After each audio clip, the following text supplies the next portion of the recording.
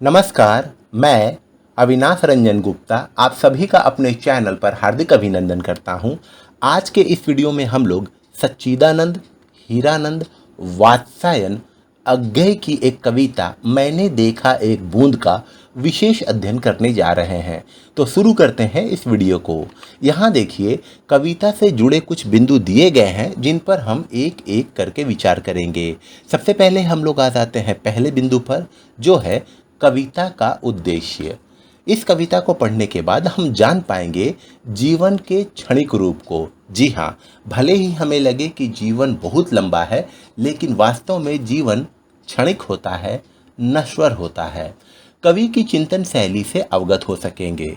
कभी कभी किसी दूसरे की चिंतन शैली हमारे जीवन को सही दिशा और दशा देने में बहुत महत्वपूर्ण भूमिका अदा करती है। यहाँ हमें इस बात का आभास होगा। इसके बाद हम लोग कविता का रसास्वादन व कविता की व्याख्या भी कर सकेंगे। प्रतीकों का प्रयोग जान सकेंगे। जी हाँ, इस कविता में प्रतीकों का प्रयोग किया गया है, जिससे कवि अपने विचारों को प्रभावशाली तरीके से पाठकों तक पहुंचा पाते हैं। मुक्ति या मोक्ष की आवश्यकता को जान सकेंगे। देखिए, मुक्ति या मोक्ष जिसे अंग्रेजी में साल्वेशन कहते हैं, वो प्रत्येक व्यक्ति के लिए आवश्यक होता है। उसकी क्या आवश्यकता है, हम लोग इस कविता में जानेंगे। जीवन और मृत्यु के बीच का समय बड़ा अनमोल होता है। लोगों को व्यर्थ के कामों में उस अनमोल समय को जाया नहीं करना चाहिए, ये भी जान पाएंगे तथा अन्य जानकारियों से परिचित हो सकेंगे। इसके बाद हम लोग बढ़ते हैं कविता के दूसरे बिंदु की तरफ, जो है कवि परिचय। तो यहाँ देखिए, सच्चिदानंद, हीरानंद, वात्स्यायन के व्यक्तित्व और कृतित्व की जानकारी यहाँ विस्तृत रूप से दी गई है। आप वीडियो को पॉज करके इसका अध्ययन जरूर करें। हाँ, मैं आपको एक बात बता देना चाहता हूँ कि जब ये किसी आंदोलन के दौरान सजा याफ्ता थे, अर्थात जेल में बंद थे, तो वहाँ से इन्होंने एक रचना लिखी और संपादक को प्रेषित किया। उसमें इन्होंने अपना नाम मेंशन नहीं किया या ये अपना नाम भूल गए, लेकिन संपादक को इनकी रचना लगी बड़ी श्रेष्ठ और इसीलिए संपादक ने इनकी रचना अज्ञेय नाम से प्रकाशित कर दी। तब से इनका नाम अज्ञेय पड़ गया है। जी हाँ, आप वीडियो को पॉज करके ज़रूर कवि परिचय पढ़ेंगे ताकि आपके ज्ञान का संवर्धन हो। अब हम लोग बढ़ते हैं अगले बिंदु की तरफ, जो है प्रस्तावना। देखिए, किसी ने कहा है जीवन लंबा होने से कहीं बेहतर है जीवन का बड़ा होना। जी हाँ, प्रस्तुत कविता में कवि क्षणवादी जीवन दर्शन से प्रभावित होकर एक बूंद पर पड़ती सूर्य की स्वर्णिम किरणों को देखकर क्षण अनुभूति को अभिव्यक्त करने की कोशिश करते हैं। इस कविता के माध्यम से वे यह बताना चाहते हैं कि मनुष्य का जीवन भी क्षणिक है। यह निरी मूर्खता है कि मनुष्य व्यर्थ के कामों में उलझकर अपने क्षणिक जीवन को यूं ही बर्बाद कर देता है। कवि का यहाँ तक मानना है कि मनुष्य के जीवन को तृप्ति उसका समग्र जीवन नहीं प्रदान करता, वरन उसके जीवन के कुछ ऐसे खास पल जिसमें वह श्रेष्ठ कार्य करता है, वही पल उसे तृप्ति के साथ साथ मुक्ति भी प्रदान करते हैं। अर्थात मनुष्यों को ऐसे पल को मूर्त रूप देने की कोशिश करनी चाहिए। यही है इस कविता की प्रस्तावना। अब हम लोग बढ़ते हैं कविता की पंक्तियों की तरफ। देखिए, ये कविता बहुत ही छोटी है, जिसका वाचन मैं अभी कर रहा हूँ।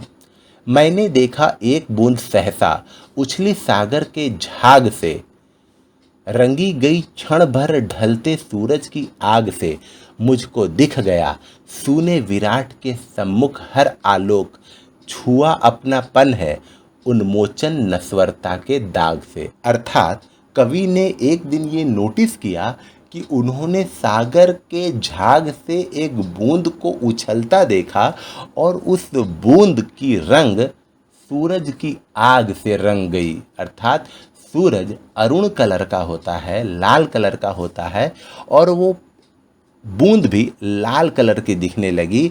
तब कवि को लगा कि उस बूंद को जीवन की सार्थकता प्राप्त हो गई, उसे इस नश्वर संसार से मुक्ति मिल गई। अब इसे हम लोग विशेष रूप से समझने की कोशिश करते हैं। यहाँ देखिए, कठिन शब्दों के सरल अर्थ दे दिए गए हैं, आप इसका अध्ययन जरूर करें। हम लोग आते हैं प्रसंग पर। प्रस्तुत काव्य पंक्तियां कविवर अज्ञेय विरचित काव्य संकलन अरि ओ करुणा प्रभामय में संकलित मैंने देखा एक बूंद से उद्धृत है।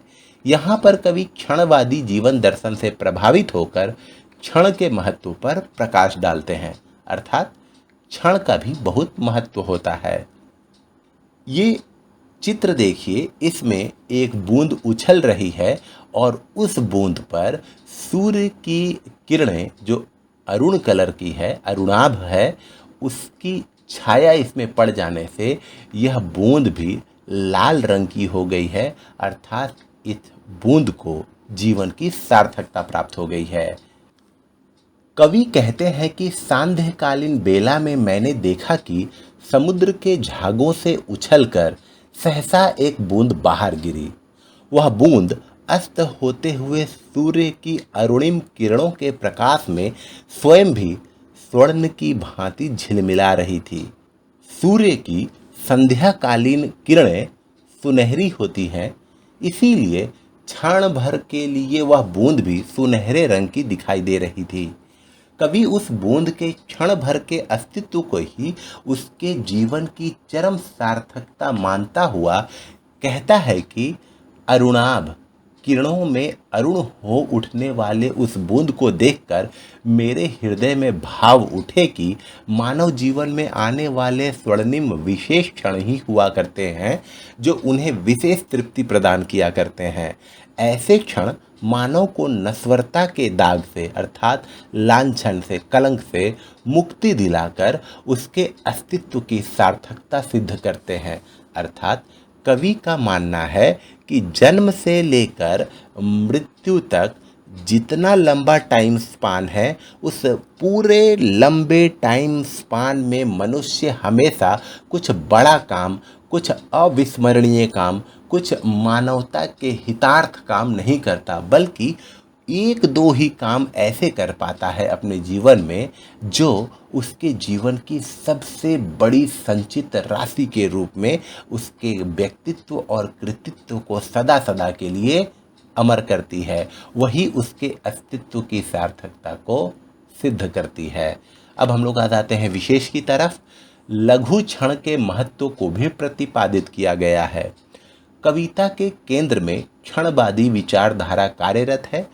कवि का मानना है कि जीवन का एक सुखद क्षण शेष सारे जीवन से श्रेयस्कर है। अर्थात आपने अपने पूरे जीवन में जैसा भी कार्य किया हो, लेकिन अगर आपने किसी की जान बचा दी, किसी पर बहुत बड़ा उपकार कर दिया, किसी को मुसीबत से निकाल दिया, तो वही सुखद क्षण आपके सारे जीवन से श्रेयस्कर कहलाएगा। आग शब्द का प्रयोग आलोक के अर्थ में साभिप्राय रूप में हुआ है। यहाँ सागर अनंत जीवन और समाज का प्रतीक है। बूंद व्यक्ति का प्रतीक है जो उसका अंग होते हुए भी अपना अलग अस्तित्व रखती है। मैंने देखा आग से अर्थात इसमें दृश्य बिंब है। आग, दाग जैसे शब्दों के प्रयोग से कवि की प्रयोग धर्मिता स्पष्ट दिखाई देती है। अब हम लोग बढ़ते हैं अंतिम बिंदु की तरफ, जो है बोध प्रश्न। तो यहाँ देखिए, मैंने देखा एक बूंद कविता का सार अपने शब्दों में लिखिए, जिसको अभी हम लोगों ने जस्ट डिस्कशन में लिया है।